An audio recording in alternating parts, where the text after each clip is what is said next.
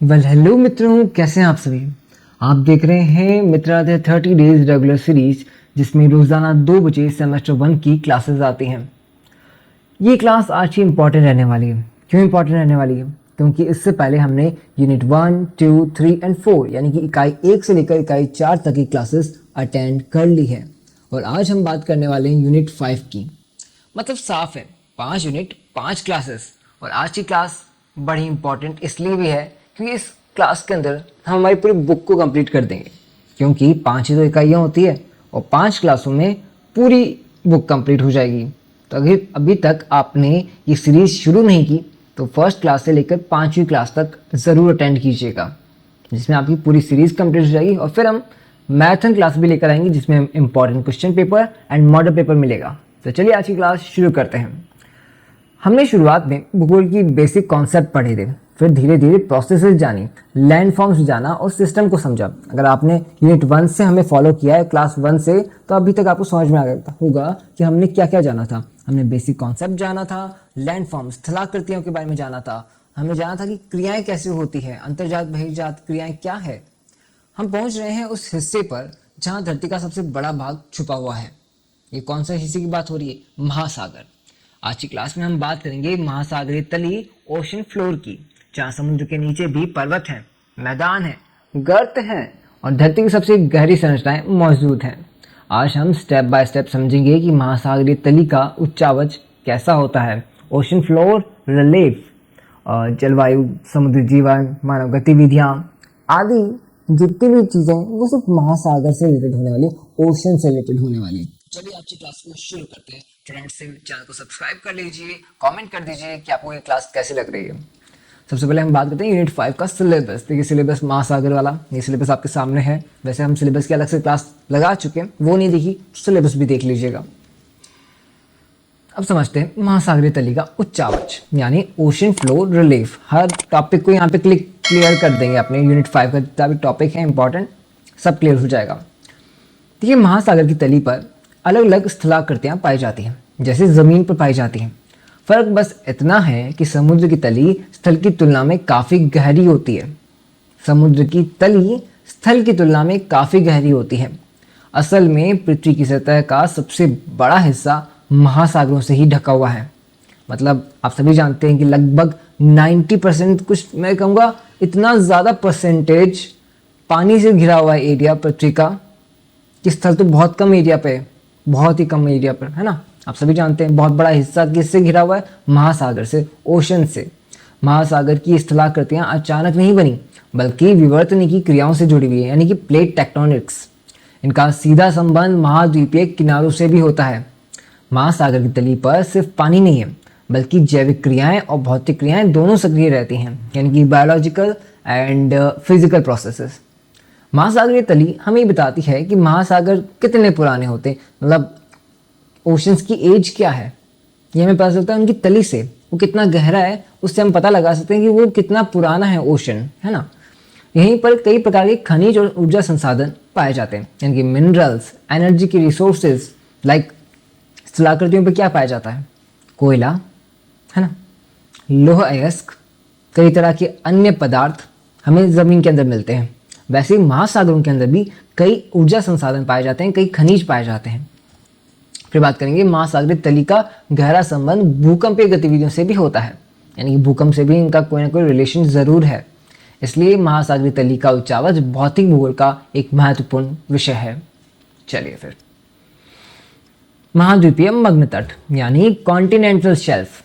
देखिए महाद्वीपीय मग्न तट असल में महाद्वीपीय का वह हिस्सा है जो समुद्र के पानी में डूबा हुआ है। मतलब महाद्वीप का वो हिस्सा जो समुद्र के पानी में डूबा हुआ है, सबमर्ज्ड रहता है, ठीक है, मतलब आधा पानी के अंदर है। ये क्षेत्र सीधे सीधे समुद्र तट से जुड़ा हुआ होता है, कोस्ट लाइन से।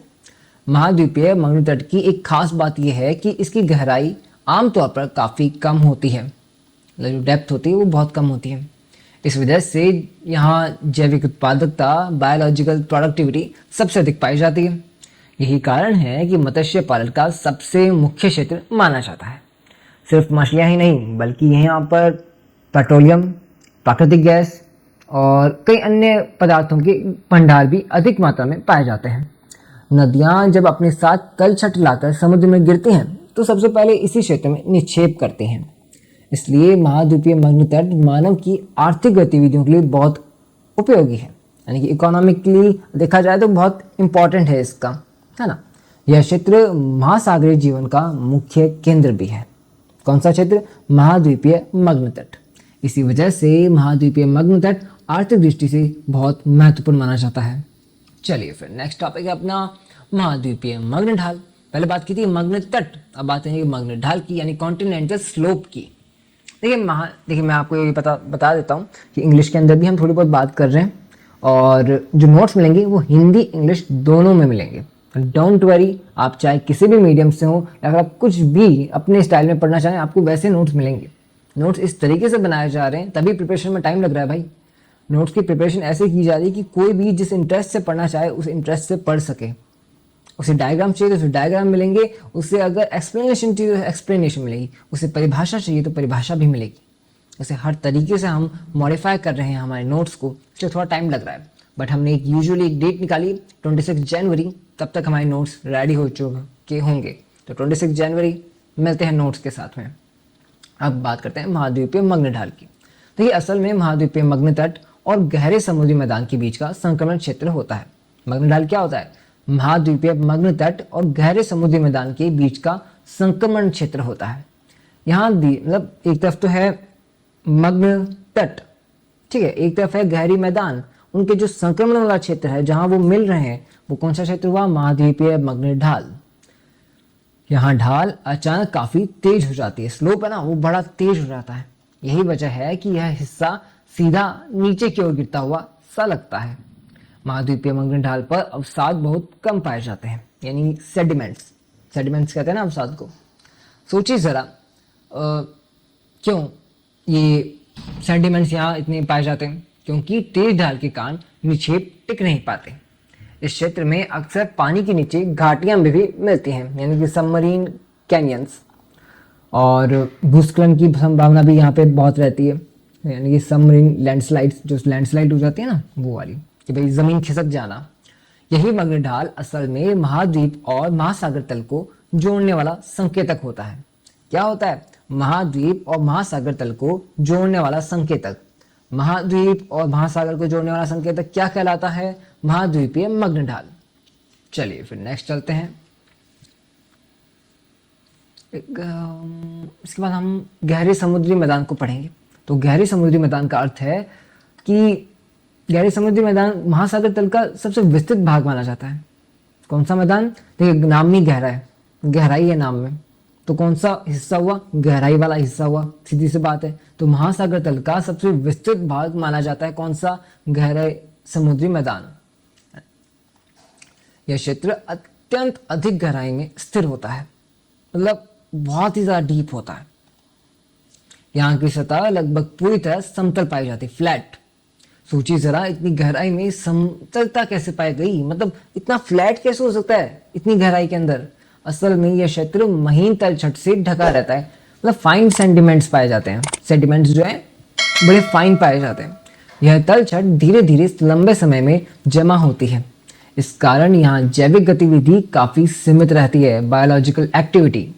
गहरे समुद्री मैदान भूकंपीय रूप से काफी शांत माने जाते हैं।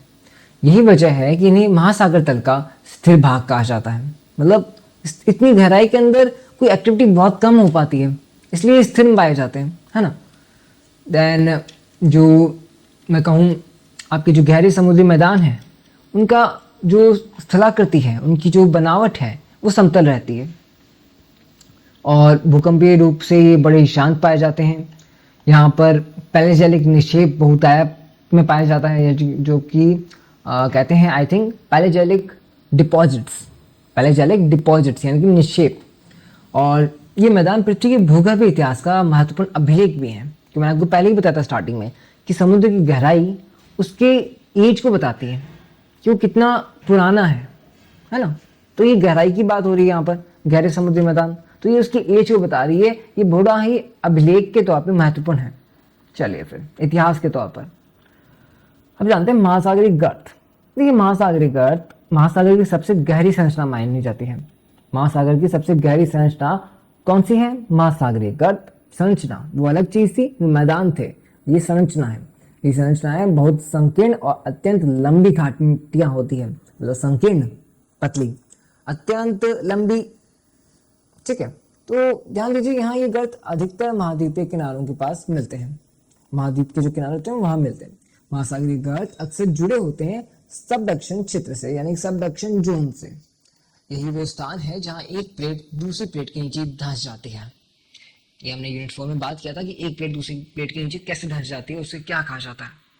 इसी कारण यहाँ भूकंप यानी कि और अर्थक्वेक और ज्वालामुखी अत्यंत सक्रिय हो जाते हैं। भूकंप और ज्वालामुखी कौन सी जगह पे अत्यंत सक्रिय हो जाते हैं? महासागरीय गर्तों में। सोचिए जरा, इतनी गहराई और इतनी गतिविधि क्यों हो रही है यहाँ?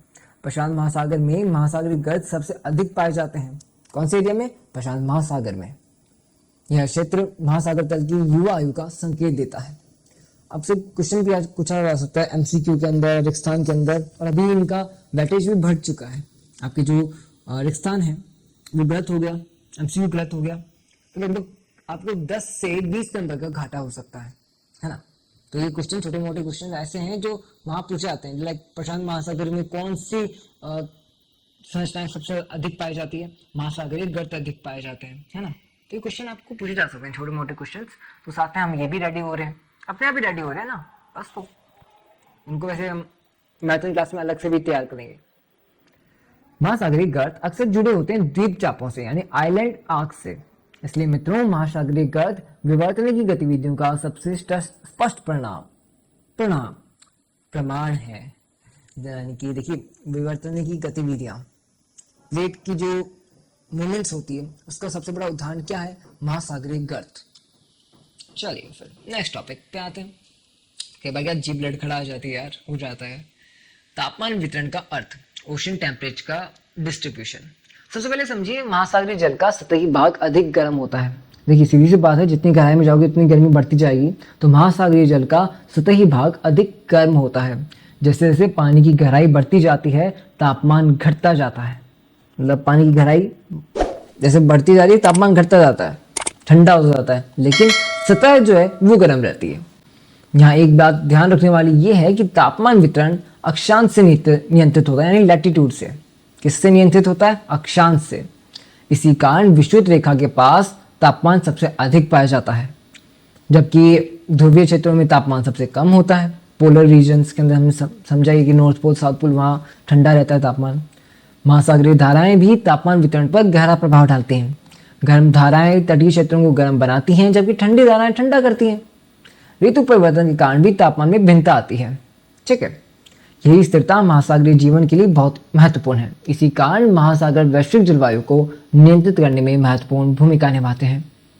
अब बात करते हैं महासागरीय लवणता। देखिए, महासागरीय लवणता का अर्थ आप ऐसे लगाइए कि जो लवण है उनकी मात्रा को महासागरीय लवणता कहा जाता है। समुद्री जल में घुले हुए लवणों की मात्रा है। क्या है? समुद्री जल में घुले हुए लवणों की मात्रा, ओशन की सैलिनिटी, कि वो कितना लवण उसमें मिला हुआ है। लवण से वैसे हम बेसिकली अर्थ नमक से लगाते हैं, है ना। लूण क्या कहते हैं अपन उसे मारवाड़ी में? लूण। तो औसतन समुद्री जल की लवणता लगभग स्थिर रहती है। औसतन जो एवरेज समुद्री जल की लवणता है वो लगभग स्थिर रहती है। एवरेज जो है उसकी वही रहता है, उसमें ज़्यादा घटाव बढ़ाव नहीं होता, बहुत कम होता है, स्थिरता रहती है। और ध्यान देने वाली बात यह है कि यहाँ वाष्पीकरण अधिक होता है। इवोपरेशन यानी कि पानी हवा में जल्दी बदल जाता है, वाष्प में जल्दी बदल जाता है, ज़्यादा बदलता है। यहाँ लवणता बढ़ जाती है, और जहाँ वर्षा अधिक होती है वहाँ लवणता घट जाती है। मतलब जहाँ वाष्पीकरण हो रहा है वहाँ तो लवणता बढ़ जाएगी, और जहाँ रेनफॉल हो रहा है वहाँ लवणता घट जाती है। नदियों का प्रवाह भी लवणता को प्रभावित करता है, इसलिए उपोष्णकटिबंधीय क्षेत्रों में लवणता अधिक पाई जाती है, जबकि ध्रुवीय क्षेत्रों में लवणता कम होती है। कौन से क्षेत्र में अधिक होती है? उपोष्ण में। और कौन से क्षेत्र में सबसे कम होती है? ध्रुवीय क्षेत्रों में। महासागरीय धाराएं लवणता के वितरण को बदल देती हैं। ध्यान देने वाली बात यह है कि लवणता का प्रभाव, सीधा प्रभाव जल के घनत्व पर पड़ता है। जल का घनत्व भी इससे प्रभावित होता है, इससे लवणता से। इसी घनत्व के कारण समुद्री जल परिसंचरण होता है। समुद्री जल का परिसंचरण यानी कि ओशन का सर्कुलेशन। चलिए फिर सर्कुलेशन समझ रहे हो ना, यहाँ का पानी वहाँ ट्रांसफर होना, सर्कुलेट करना। फिर आगे आते हैं अपन तापमान और लवणता का महत्व, importance of temperature and salinity. सबसे पहले ध्यान दीजिए कि समुद्री जल का घनत्व किस पर डिपेंड करता है। अभी बताया हमने, तापमान पर, टेम्परेचर पर, लवणता पर, सैलिनिटी पर। सीधा सा जवाब है, अभी बताया ना हम यहाँ। तो ठंडा पानी और अधिक लवणता जल को भारी बना देती है। ठंडा पानी और अधिक लवणता जल को भारी बना देती है और हल्का पानी ऊपर रहता है। इसी अंतर से ऊर्ध्वाधर परिसंचरण वर्टिकल सर्कुलेशन से होता है। यही परिसंचरण महासागरीय धाराओं का आधार बनता है। अब सोचिए, अगर धाराएं बदलें तो क्या बदलेगा? जलवायु पूरी की पूरी प्रभावित हो जाएगी, क्लाइमेट पूरी तरह से प्रभावित हो जाएगा, चेंज हो जाएगा। समुद्री जीवन की एक सीमा भी यहीं से तय होती है।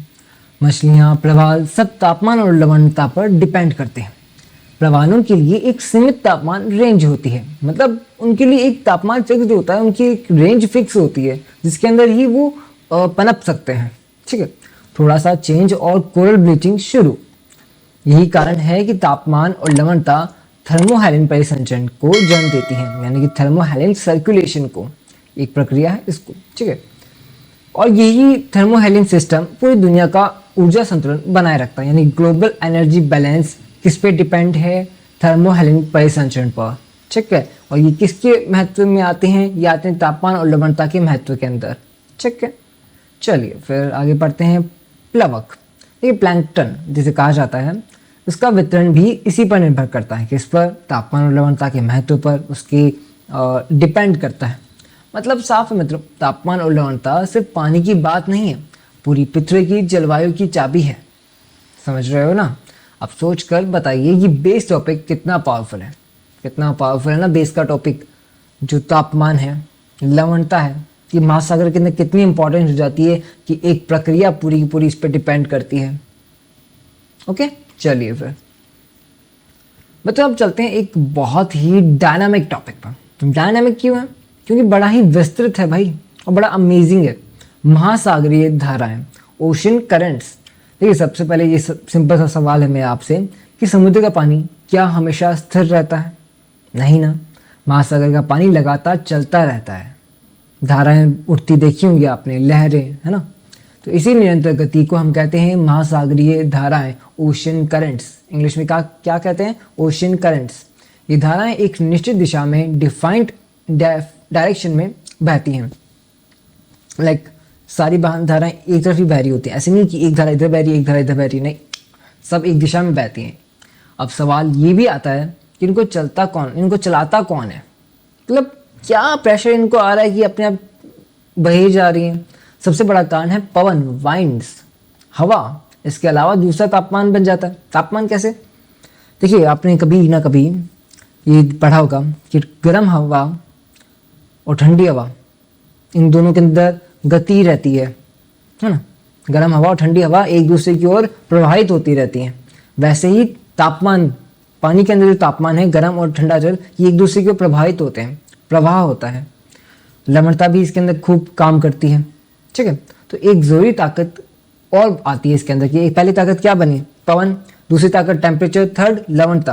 अब फोर्थ जो इंपॉर्टेंट है वो है कोरियोलिसिस बल, यानी कोरियोलिसिस फोर्स, जिसकी वजह से धाराएं सीधी नहीं मुड़ पाती। मतलब सीधी नहीं मुड़ पाती। महासागरीय धाराएं दो तरह की होती हैं, गर्म और ठंडी। गर्म और ठंडी, इनका असर सीधा तटीय जलवायु पर पड़ता है, कोस्टल क्लाइमेट पर। कहीं ज़्यादा बारिश, कहीं सूखा, सब खेल धाराओं का ही है। मतलब कहीं तो बारिश हो रही है, कहीं सूखा हो रहा है। महासागरीय धाराएं समुद्री जीवन को भी प्रभावित करती हैं। मछलियों का वितरण, मत्स्य क्षेत्र, सब इन्हीं पर डिपेंड करता है। इतना ही नहीं, नौ परिवहन, नेविगेशन में भी इनकी बड़ी भूमिका है। तो मित्रों, महासागरीय धाराएं सिर्फ पानी की चाल नहीं है, ये पूरी पृथ्वी की जलवायु व्यवस्था का इंजन है। इंजन कैसे आपकी बाइक को, आपकी कार को पुश करता है और अपने गंतव्य तक पहुंचाता है, आपको अपने गोल तक पहुंचाता है जहां आपको पहुंचना है, वैसे ही समुद्र की लहरें आपके लिए एक इंजन की तरह है। आप उसके अंदर नाव परिवहन कर रहे हो या फिर आप तक वो मछलियां कैसे ना कैसे आप तक पहुंच रही हो, मत्स्य क्षेत्र होता है ना, मत्स्य क्षेत्र, वही बात हो रही है। चलिए फिर नेक्स्ट अपन बात आते हैं गर्म महासागरीय धाराओं की। देखिए सबसे पहले सिंपल सी बात है, जो धाराएं गर्म पानी लेकर चलती हैं उन्हें गर्म महासागरीय धाराएं कहते हैं, और जो इन्हें ठंडी लेकर चलती हैं ठंडी महासागरीय धाराएं कहते हैं। ये अब बात करें गर्म वाली की, तो देखिए गर्म वाली धाराएं आमतौर पर विषुवत रेखा से चलकर ध्रुवों की ओर जाती है। विषुवत से ध्रुवों की ओर, गर्म से ठंडी की ओर। कैसे जा रही है? गर्म से ठंडे की ओर। इक्वेटर टू पोल्स, यानी गर्म इलाकों का पानी ठंडे इलाकों तक पहुंचता है। अब इसका असर क्या दिखता है? तो जहां जहां ये धाराएं तटों के पास से गुजरती हैं वहां की जलवायु काफी मुलायम हो जाती है। अपने रास्ते में कहीं ना कहीं तटों के पास से निकल रही होगी, तो तट की जो जलवायु है बड़ी मुलायम हो जाती है, विंटर वाला क्लाइमेट हो जाता है। ठंड कम पड़ती है, हवा में नमी बढ़ जाती है, ह्यूमिडिटी बढ़ जाती है। इसी वजह से बारिश भी ज़्यादा होती है। यूरोप की हल्की सर्दियां इसका सबसे बढ़िया उदाहरण है। ठीक है, गर्म धाराएं बर्फ को पिघलाने में भी मदद करती हैं। इससे बंदरगाह साल भर खुले रहते हैं, वरना तो वहाँ बर्फ जम के बंदरगाह तो कब का ही बंद हो जाए। समुद्र जीवन पर भी इनका असर पड़ता है। कुछ मछलियाँ गर्म पानी पसंद करती हैं और इसीलिए मत्स्य क्षेत्र भी बदल जाते हैं। तो मित्रों, गर्म महासागरीय धाराएं सिर्फ पानी नहीं ले जाती, ये तापमान, मौसम, व्यापार और जीवन के हर एक पहलू को प्रभावित करती हैं। ठीक है, चलिए फिर अब बात करेंगे गर्म धाराओं के उल्टे विषय पर। ठंडी महासागरीय धाराएं, कोल्ड ओशन करंट्स। सीधा सा मतलब है इसका कि जो धाराएं ठंडा पानी लेकर जाती हैं उन्हें ठंडी महासागरीय धाराएं कहेंगे। ये धाराएं आमतौर पर ध्रुवीय क्षेत्रों से निकलकर विषुवत रेखा की ओर पड़ती हैं। वो विषुवत से ध्रुवीय क्षेत्रों की ओर थी, कौन सी? गर्म वाली। और ठंडी वाली ध्रुवीय क्षेत्रों से विषुवत रेखा की ओर। Polar to regional, sorry equator, polar to equator, यानी ठंडे इलाकों का पानी गर्म इलाकों तक पहुंचता है। अब इसका असर क्या दिखता है तटों पर? तो देखिए उसका तो था कि जलवायु मुलायम हो जाती है, बट जहाँ जहाँ ठंडी धाराएं तट के पास से गुजरती हैं वहाँ का मौसम काफ़ी शुष्क हो जाता है, ड्राई हो जाता है। वहाँ तो क्या करा रही थी? बारिश करवा रही थी, बट यहाँ तो सूखा ला देती है, शुष्क कर देती है, ड्राई जलवायु ले करके आती है। बारिश कम पड़ती है और कई बार मरुस्थल तक डेजर्ट बन जाते हैं। अफ्रीका का नामिब मरुस्थल इसका बेस्ट एग्जाम्पल है। ठंडी धाराएं समुद्र की सतह को ठंडा करती हैं, जिससे कोहरा भी ज़्यादा बनता है, फॉग। अब ध्यान से सुनो, यहीं से आती है एक इम्पॉर्टेंट प्रोसेस, अपवेलिंग। क्या कहा मैंने? अपवेलिंग। नीचे का पोषक तत्वों वाला पानी ऊपर आता है। जो पोषक तत्व लेकर के एक नीचे पानी का एरिया था वो ऊपर आने लग जाता है, जिससे मछलियां बहुत ज़्यादा मिलती हैं। इसलिए ठंडी धाराओं वाले इलाके बेहतरीन मत्स्य क्षेत्र होते हैं। ठंडी धाराओं वाले इलाके बेहतरीन मत्स्य क्षेत्र होते हैं। तो मित्रों, ठंडी महासागरीय धाराएं मौसम को सूखा बनाती हैं, लेकिन समुद्री जीवन को बहुत ही रिच बना देती है। अब आगे पढ़ते हैं अपन समुद्र की एक रोज होने वाली हलचल, ज्वार भाटा, टाइड्स। ज्वार भाटा आपको अभी बेसिकली समझ में आ भी जाएगा जल्दी, क्योंकि आपने 10th 12th में इसको जरूर पढ़ा होगा। तो ये ज्वार भाटा का मतलब है समुद्र के पानी का ऊपर उठना और नीचे गिरना।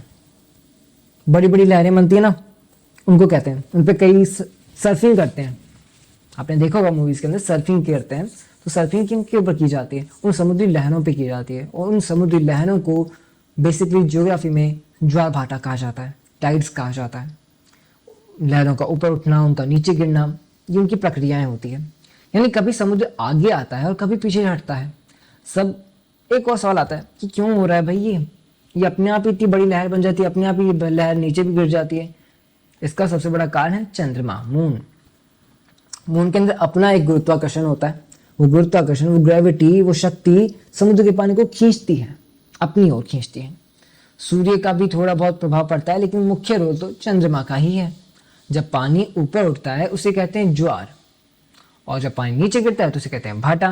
तो ज्वार भाटा, ये प्रक्रिया पूरी तरह नियमित और आवर्ती होती है, मतलब रेगुलर होती है और पीरियड वाइज होती है।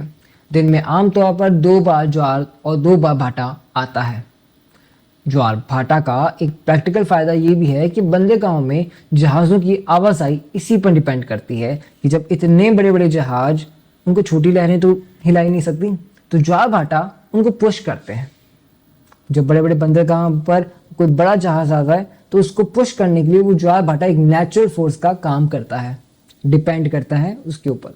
कुछ जगहों पर ज्वारीय ऊर्जा भी बनाई जाती है, टाइडल एनर्जी। मत्स्य पालन और नदी मुहानों पर भी इसका सीधा असर पड़ता है। तो मतलब ज्वार भाटा सिर्फ पानी की चाल नहीं, ये समुद्र का डेली रूटीन है जो कि नियमित रूप से और पीरियड वाइज चलता है। चलिए नेक्स्ट टॉपिक पर आते हैं। नेक्स्ट टॉपिक है अपना समुद्र की एक खास और खतरनाक घटना। कौन सी घटना? El Nino. एल नीनो, ठीक है। सबसे पहले नाम समझ लो, ENSO मतलब El Nino, southern oscillation. Southern oscillation ये घटना विषुवतीय प्रशांत महासागर से जुड़ी हुई है। विषुवतीय प्रशांत महासागर, एल नीनो में क्या होता है आपको मालूम है? मैं बताता हूँ ना। प्रशांत महासागर का सतही पानी असामान्य रूप से ज़्यादा गर्म हो जाता है। मतलब जो सामान्य रूप जितना रोजाना गर्म होता है ना, उससे कहीं ज़्यादा गर्म हो गया अब। तो अब इसका कारण क्या है? व्यापारिक पवनें, ट्रेड विंड्स, हमने पढ़ा था अपने यूनिट 4 के अंदर। ट्रेड विंड्स जो आमतौर पर पश्चिम से पूर्व की ओर चलती हैं, वो कमज़ोर पड़ जाती हैं। नतीजा ये कि गर्म पानी पश्चिम के बजाय पूर्वी प्रशांत में इकट्ठा हो जाता है। मतलब पश्चिम के बजाय पूर्वी प्रशांत में इकट्ठा हो गया। अब असर क्या होगा इसका? दक्षिण अमेरिका में अचानक तेज बारिश हो जाएगी और एशिया खासकर भारत में मानसून कमज़ोर पड़ जाएगा, यानी सूखा की स्थिति आ जाएगी, डेजर्ट वाली लाइक स्थिति आ जाएगी। एल नीनो का असर सिर्फ एक देश तक सीमित नहीं रहता, ये पूरी दुनिया के मौसम को बदल देता है, इसलिए डेंजरस भी है। कहीं बाढ़, कहीं सूखा, कहीं तूफान, समुद्री जीवन भी काफ़ी प्रभावित होता है। मछलियाँ दूसरी जगह चली जाती हैं, मत्स्य उद्योग को नुकसान होता है। तो मित्रों, एल नीनो को हल्के में तो बिल्कुल भी मत लेना। ये समुद्र की एक छोटी सी गड़बड़ी नहीं है, बल्कि पूरी पृथ्वी के मौसम को हिला देने वाली घटना है। ठीक है, आई बात समझ में? चलिए फिर कैसे आते हैं कि भाई एक जगह पे जो नॉर्मल टेम्परेचर से पानी ज़्यादा गर्म हो जाता है, तो एक तरह से उसमें कहीं बारिश हो रही है, कहीं कुछ हो रहा है, वो जो सर्कुलेशन है पानी का वो अब गड़बड़ा गया है। अब समझते हैं सागरीय निक्षेप की। तो देखिए, मैरीन डिपॉजिट्स, सागरीय निक्षेप असल में वो पदार्थ होते हैं जो महासागर की तली में, मतलब महासागर की तली में पाए जाते हैं, जमा होते हैं। ये निक्षेप कहाँ से आते हैं? ये कुछ पदार्थ स्थल से नदियों के जरिए समुद्र तक पहुंचते हैं, नदियों के जरिए स्थल तक पहुंचते हैं, समुद्रों के जरिए, सॉरी, नदी के जरिए समुद्र तक पहुंचते हैं। पहले स्थल पर था वो पदार्थ, फिर नदी में आया और नदी से समुद्र तक पहुंच गया। कुछ पदार्थ समुद्री जीवों के अवशेष होते हैं, यानी कि उनके अवशेष, और कुछ सीधे फॉसिल्स, और कुछ सीधे समुद्र के भीतर रासायनिक प्रक्रिया, केमिकल प्रोसेस से बनते हैं। गहराई के हिसाब से निक्षेप बदलते रहते हैं। महाद्वीपीय मग्न तट पर निक्षेप सबसे ज़्यादा मिलते हैं क्योंकि यहाँ नदियों की लाइट तलछट जमा होती है। गहरे समुद्र में बहुत महीन निक्षेप होते हैं, इन्हें कहते हैं पैलेजेलिक डिपॉजिट्स। सागरीय निक्षेप बहुत कम पाए जाते हैं, बहुत काम के होते हैं, मतलब एक तरह से यहीं से खनिज भी आता है, ऊर्जा संसाधन भी मिलते हैं, मतलब कई अदर एक्टिविटीज़ में ये अपना रोल निभाते हैं। सागरीय निक्षेप, ये निक्षेप हमें बताते हैं पृथ्वी का भूगर्भीय इतिहास, जियोलॉजिकल हिस्ट्री और जलवायु परिवर्तन के भी संकेत देते हैं। तो मतलब समुद्र की तली सिर्फ खाली नहीं है, बल्कि इतिहास से भरी हुई है, हिस्ट्री से भरी हुई है। अब लगभग आज का अपना लास्ट टॉपिक है ये, प्रवाल भीतियाँ। देखिए, प्रवाल भीतियाँ और प्रवाल वलय दोनों में अंतर है। सबसे पहले एक को समझ लो, प्रवाल पत्थर नहीं होते। प्रवाल असल में छोटे छोटे समुद्री जीव होते हैं, मैरीन पॉलिप्स। ये जीव समूह में रहकर धीरे धीरे कठोर ढांचा बनाते हैं और इसी से प्रवाल भीतियाँ तैयार होती है, कोरल रीफ्स। क्या कहा मैंने कि प्रवाल असल में छोटे छोटे समुद्री जीव होते हैं। ये जीव समूह में रहकर धीरे धीरे कठोर ढांचा बनाते हैं और इसी से प्रवाल भीतियाँ तैयार होती हैं। प्रवाल भीतियाँ हमेशा उष्णकटिबंधीय समुद्रों में पाई जाती हैं, ट्रॉपिकल एरियाज में, क्योंकि इन्हें चाहिए उथला हुआ पानी, स्वच्छ जल और उचित तापमान। Shallow water, clean water, temperature range, इन तीनों से ही वो अपनी वो भीतियाँ बना पाते हैं। अब प्रवाल भित्तियों के मुख्य प्रकार को भी जान लेते हैं अपन। तो पहला है फ्रीजिंग रीफ और दूसरा है अपने बैरियर रीफ। तो फ्रीजिंग रीफ जो सीधे तट के पास होती है और बैरियर रीफ जो तट से थोड़ी दूर बनती है। और तीसरा है एटॉल यानी प्रवाल वलय। प्रवाल वलय गोल आकार का होता है, बीच में एक लैगून मिलता है। यानी कि डार्विन ने इनकी व्याख्या की थी अवसादन सिद्धांत से, यानी कि सबसाइडेंस थ्योरी से। प्रवाल भित्तियाँ बहुत ज़रूरी हैं, ये समुद्री जैव विविधता का केंद्र होती हैं, मरीन बायोडाइवर्सिटी का सेंटर पॉइंट होती हैं। तटों को लहरों से सुरक्षा देती हैं। पर्यटन और मत्स्य पालन में महत्वपूर्ण है। लेकिन मित्रों, जलवायु परिवर्तन से प्रवाल भित्तियाँ खतरे में हैं। तापमान बढ़ा तो कोरल ब्लीचिंग हो जाती है। तो याद रखना, प्रवाल भित्तियाँ सिर्फ सुंदर नहीं बल्कि समुद्र की ढाल का काम करती हैं। चलिए फिर प्रवाल भित्तियाँ समझ गए ना, ये समुद्र के तट से थोड़ी दूर बनती है, लगभग ऐसी संरचना बनती है, आकृति बनती है जो लहरों को रोक देती हैं। और बनती कैसे हैं कि भाई छोटे छोटे जीव होते हैं, है ना, उन जीवों के समूह में रहने से वो एक ठोस आकृति में बदल जाते हैं, ये पत्थर नहीं होते हैं।